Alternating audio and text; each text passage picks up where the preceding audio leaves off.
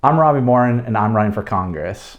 What we're going to do today is a little inspired by Hank Green. I think that we can learn more about people by the questions they ask than the answers they give. So I brought Josh here, and we're going to have a little conversation. Bam, intro. As a voter, and as someone who lives in California, and as someone who is a Democrat, I feel like we need to talk about Proposition 50 and why it's important. Why is it important that California redistricts? Okay. Because it goes against everything that I believe. I don't think we should ever redistrict unless the census actually calls for that. Sure. But why do we need to do that right now? Yeah, so the general process for redistricting, it happens every decade on every 10 years. So usually it would be 2020, 2030 would be the next inflection point. We're calling a special election that's coming up in, it's like the end of September right now, a month from now. And that election is asking everyone to kind of throw out the independent maps. Californians typically are very proud of that. Like, we have an independent commission. It's not gerrymandered like other states. It's set by technically nonpartisan folks. Prop 50 is asking people to kind of throw that all away, which, I think is pretty separate. It's anti for what most Californian voters would typically go for. So why are we doing it, right? Okay. The reason is that Texas, in their infinite wisdom, has decided that they're going to go and, actually, as we're sitting here now, they've already done it. So they've threw out their maps and they've clawed back 5 more seats for the Republicans. They're going to kick 5 Democrats out of office and put Republicans in and try to make it so that the deck in Congress is so stacked against Democrats that they can never win. And so... Which it's not for sure that these seats will be filled by Republicans, but it's more likely. It's not for sure that it's going to be filled by Republicans, but the districts are drawn in a way where it's incredibly likely. It would be a heck of a showing for Democrats to show up and win, because the math is it's really bad. There's way more registered Republicans in those districts now. It's called packing and cracking. And so that's the way it's going. That's the way Texas has done it. And, I'm sure Democrats will fight over there, as they should, but it doesn't look good. So California institutes Prop 50, where basically they're trying to do the same thing in rebuttal. We're only going after 5 seats. Texas only went after 5 seats. So it's really just trying to keep the playing field fair. Okay. That's kind of the point behind Prop 50, if you will. Okay. On the national stage. So that's U.S. Congress. That's the House of Representatives. And so over the next month or two, everyone in California is going to become inundated with materials on both sides. Both sides are throwing a whole heck of a lot of money into this. I think Newsom's raised something like $70 million already. The Republicans at the national level are throwing money into the state to try to fight it. And, that's kind of the lay of the land, if you will, and why everyone's going to hear about it constantly. Do you feel like the fact that the Republicans are resorting to this speaks to their view that they feel like going into the midterms, they're in a weaker position? I think that they see, one, to be clear, Donald Trump asked for it. Right. He said it out loud to the Texas legislature. So in a large way, this is call and response. They're literally just following orders, which I think is an insane thing for a state legislature to do for the President of the United States. And for a president to ask. It's a crazy thing for the president to ask. It's not a crazy thing for this president to ask, because that's kind of his MO. But it's definitely an unprecedented move. I think that Republicans generally see that they struggle, I think, when there's fair elections generally. And they saw a path to solidify their power. And also, I think there's a bigger political context. Presidents, the party that's in charge, we're typically struggle in midterms, which is what we're going into. And so I think historically, the president and the Republican Party know that they're probably going to take a beating in the midterms. And so they're trying to, I'm sure they were sitting in rooms trying to think of how do we hold on to what we got through the midterms. That would be my guess as to what happened in Texas and why they're doing it. Seems to go against what the administration says a lot about how they believe in meritocracy. And like it's just straight up trying to rig the system. Yeah, I think, well, independent redistricting is the right path. Right. All states, at the federal level, they could pass legislation, I think. I don't know if they could. Actually, that's a good question. The states kind of decide how their electors go to Congress. I don't actually know if federal legislation could dictate it. I'd have to look into it. Okay. Yeah, but it is, I think most people in California, certainly based on the votes, agree that independent redistricting is the better way to do it. But the question here is not, it's not a moral question of like, what's the best way to decide our elected officials. This is a question of like, what is fair in our country and what rules do we want to play by? Yeah. So Prop 50 does expire in 2030. So if it passes, we would go back to an independent commission in 2030. So the California Democrats are definitely trying to set up the law where it's a rebuttal to the Texas Republicans and then kind of gets back to where we think the country should go. Okay. Yeah. Let's shift and talk about ICE for a second. So, and I feel like I want to get this on camera. I feel like Democrats need to keep saying that we have an immigration issue. Like, I think that that's something that me personally was missed in the last election and we were gaslighting everybody. And I think we need to do a better job of that. But regarding ICE, if people are looking at it from the outside and they're like, okay, we have all these people here that are here illegally. Some might say, what is wrong with, and I'm not talking about their methods. The methods can be a different conversation. Sure. What is wrong with having a organization like ICE going out and apprehending the people that are here illegally and deporting them? Okay. Yeah, so immigration is definitely a tough subject. If it were easy to solve, I think everyone, we would have done it by now. I think you make a good point in that Democrats over the last, few decades, if you will, generally Republicans attack Democrats on the immigration issue and Democrats don't engage in it in a way that I think that they should have. What I think Democrats need to say is that there is like a border issue. I think it's foolish if we all come out and go like, there's nothing going wrong. Like there is.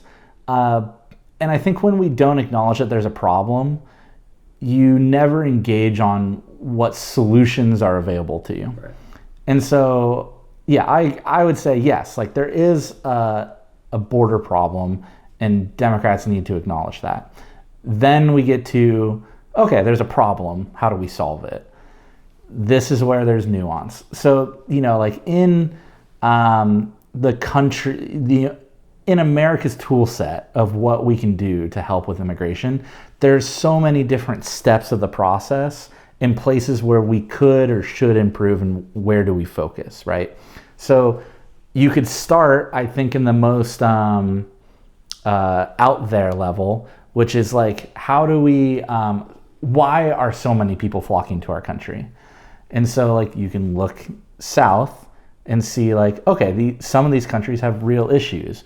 And we could, at a State Department level, not cut USAID. We could invest in State Department resources to give foreign aid. We could work with their governments to see how best we could support their efforts in helping their own folks. So that they're getting their needs met in their country. Yeah. People don't come here because everything's hunky-dory. People come here when they're, I think, facing severe problems, right? Imagine what it would take for you to uplift your entire life and flee to another country. I think things have probably gotten pretty rough for you by the time you make that choice, especially if you have kids and your family. Imagine the heartache you're going through to want to do that. So that's like, I'd say the first level of what America could do is look at those sort of issues. Then people are on the journey to the border, right? And then they hit the border. And this is where I think Democrats could look at what we want to offer as solutions. Because let's say you get to the border, you haven't done anything wrong yet, you're just at the border and you're like, hey, can I come into the country? And we have processes for people to follow to enter legally, as the Republicans want to happen so badly. Yeah. And that process is miserable right now. It costs a lot of money. You typically need legal representation, which they're not afforded oftentimes. And there's such a volume that like our system's not set up to solve for it. And so jumping ahead a little bit, but like, you know, we could take all that money we're giving ICE, because now we're about to give ICE a whole heck of a lot of money. We could imagine a world where instead we put it into a court system so that we have more judges that can review more cases and provide legal counsel and try to help people. Like we could reduce the lead time of people trying to enter the country. Because I think that that solves the problem. That could solve the problem of people getting in illegally. But I think some people would say, what do you do about the people that are already here illegally? Like they shouldn't be in our country. Yeah. So yeah, I mean, trying to walk through it step by step, you're right. Like I think that there's a lot we could do better to actually deal with the border friction of people like actually wanting to come here legally and how they do that. Because when people enter illegally, I think a lot of it is because the legal process isn't working. Like, you know, being a small business owner, like it's a supply and demand thing. We should look, people don't do things irrationally. Like generally they want to follow the process. So there's that. Then there's people in the country. And like, I think this is the broadest problem, like, because there's not just like illegal people or undocumented, like there's dreamers, right? Which I think, I don't know Republicans' current stance, but I guess they probably want them out too. But these are productive, tax-paying members of society that I think most people, if you sat them down and had a common sense conversation with them, these are people that we want a part of our society. Right. Because like, especially if you look at the Europe example or a Japan example, without immigration, we end up in a problem. Like we don't have enough young people and labor and stuff like that. So, and these people are already so woven into the economy. Yeah. That taking them out. Yeah, it's a crazy thing to do. And I think when you see the liberal reaction to ICE, I think a lot of it comes from that. It's like when I get upset about what I see on the news from what ICE is doing, it really comes from this idea that like they're rounding up anyone that looks brown. That's crazy to me, right? If the Trump administration is like, we're gonna get all murderers out of the country, and I mean that in like they are actually murderers, not just he's labeling them as that. Yeah. I don't really have an argument against that. Right. I want that. Absolutely. You know, but when we're arbitrarily rounding people up, that's crazy, and it doesn't feel. I mean, we're a nation of immigrants, so that's a crazy thing to go out and do. And I think that's where you see a lot of anger, right? When you see people, even Republicans that voted for Trump thinking he's going to clean up immigration, and then, you know, ICE rolls through town and they remove the folks that are their friends that were paying taxes, and they go like, that's not what I thought we were doing. Right. But I think they're trying to hit big numbers. Yeah. You know, they're trying to say, look at how many people we got out of the country, to prove that, you know, their spend and agenda is working. And that's where I think we end up in a really dangerous spot. So I don't know, that's kind of my take on the ICE stuff. So the shutdown has obviously started. Yeah. And that is making headlines right now. Yeah. And there's a lot of finger pointing back and forth between the two parties about who's responsible. Yeah. Do you feel like the Democrats are doing the right thing by not going along with the Republicans' demands to avoid the shutdown? Yeah. So I think that at the end of the day, Republicans are in charge right now. They have the House, the Senate, the presidency. We feel that in our everyday life, especially with how much they're doing right now. And so it's their job to form a government and to make sure it's working. And so if it's not working, I think that we know who we need to look at. So, I don't think it's up to the Democrats to make the Republican Party's pitch for them. I think it's their job to represent their constituency as best they can. And in this case, there's some hard issues that the Democrats do need to put their foot down and say, I don't have to vote for this. I don't have to fund this government that's doing these things. So we're going to shut it down. And I think that, that should cause the Republicans, but really Trump, to come to the table and say, okay, I'm not going to give you everything. You're not going to get everything. Yeah. But what gets this passed, right? Because we don't want the government shut down forever, right? But I think going completely nonpartisan, just sending it down the aisle, only Republican stuff. Democrats are really defending themselves on the hill of we're about to see a massive healthcare increase, a cost increase, which is insane. If you are on the Affordable Care Act, I think it's your premium's going to go up by 75% or something crazy, which we already have healthcare that's unaffordable in this country. And we're already paying for it. That's the crazy thing. They want to just let the tax credits expire. The Democrats are not asking for new spending. They're just asking to continue the spending that's already happening. And so I do think that that's the right thing to do, that they should hold firm. There's no requirement that the Democrats vote and to keep the government open. Yeah. The Republicans need to figure out what they need to do to keep the government active. I feel like this is true for most people on both sides of the aisle.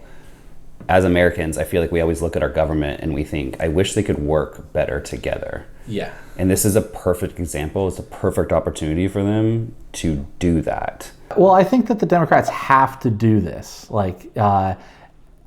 Taking away healthcare from that many people is just an untenable position. And if you do believe what they say they do, this is the time that you should take a stand and make the Republicans come to the table. There's a great clip of Donald Trump, 2013 maybe, where he's the news is interviewing him as a private citizen or whatever, talking about a government shutdown that's about to happen. And he's it's on the president at the end of the day to make the government work, and the blame rests with him. And it's we don't need, I think, to go round robin here. I think we can just listen to what the president has said, and it's his job to get this thing going. Right. And so, Democrats are doing the right thing, and they're fighting for their constituents, and they should continue to do so. Yeah. Talking about the frustration that I think hopefully all Americans have with the ineffectiveness in Congress, there's a crazy chart that we can put up that's it shows you the continuing resolution process, right? The CR or what have you. That's not actually how our government's supposed to function. I don't know if people know, but typically the government is supposed to pass a budget. Right. And both parties have to have some involvement because of that 60 vote limit. And so this chart goes year by year. I think the one I saw was from the 80s or something like that, showing how many days into the calendar year until we pass the budget. And I think the last time we did it before the year started, we're supposed to, we've done for the previous 80 years or whatever, I don't think I was alive. It's been that long. And so now their solution, since they can't or won't act in a bipartisan nature to get a budget passed, they just do these continuing resolutions constantly. And I believe this is maybe one of the first years where we're in October, we still don't have something. And so that's a problem. And I think that's what people should be upset about. I guess just on top of this whole thing is that our Congress works so poorly that we can't agree on what we're going to spend, and we haven't for almost my entire lifetime. That should be a massive red flag that the government isn't functioning. And I think it's boring, right? It's not an exciting thing to be like, oh, are they funding the government on a pre-approved budget, or is it a continuing resolution? That sounds terrible. Yeah, it's not sexy. It's not sexy. But what's actually happening, I guess, to make it sexy is like, we have not agreed on what we're going to spend money on for decades. I don't like, how do you can't run a company, like you can't run a business. I don't think you can run your life. Like, you got to have some personal budgeting. It's like, I'm taking in this much, I'm going to spend this much, and like agree to that and follow the plan. And our government doesn't do that. That's insane. And it's not, I think the one thing that I have to remind myself, because it hasn't happened in my lifetime, that's not how it's supposed to be, and that's not how it has been for the first 200 years. Like, this is a relatively new phenomena that we are so gridlocked that we just can't pull it together. And so, like, yeah, I think that's a huge problem with certainly leadership, but the Congress itself, and why we should get some new folks in that are actually looking at the budget and the deficit and saying, like, we need to come together and figure this out. You're not going to win all the time, but having no plan is crazy. Yeah, it's crazy to me that a president hasn't stepped in, because Trump always makes the analogy that government should be run like a business. Yeah. And the president's the CEO. And I feel like at a company, the CEO will step in and make sure teams are talking to each other and working with each other and getting things done and getting budgets passed. And it's crazy to me that a president, especially someone like Trump, who supposedly has had all this business success, doesn't just step in and say, you guys need to start doing your job. Yeah. I think our politics is at like a really scary place where at the end of the day, we can argue as two different sides or folks or whatever, but we should be acting as one, right? And that's, I think a lot of the Trump administration is throwing that out the window when you look at like how he talks to the UN, our allies, or, he's at the UN and he's complaining about the Biden administration. He's throwing campaign lines at other world leaders. What's crazy about that isn't the crazy stuff he's saying, which is crazy. What's crazy about that is that that's not what we do. We act in unison. We act as one it's mom and dad can fight, but not in public, right? And so I think that's, it kind of goes back to this continuing resolution stuff. It's like, we used to be in a place where we would argue and fight about our ideas, but when it came time, we had to come together and then act as one. We're like, okay, like I'm losing this argument here about this one thing, but we need to pass a budget, and so let's do it. And that's really where I think we need to get back to, is this place of like fierce disagreement, but after that, we need to come together and act as one.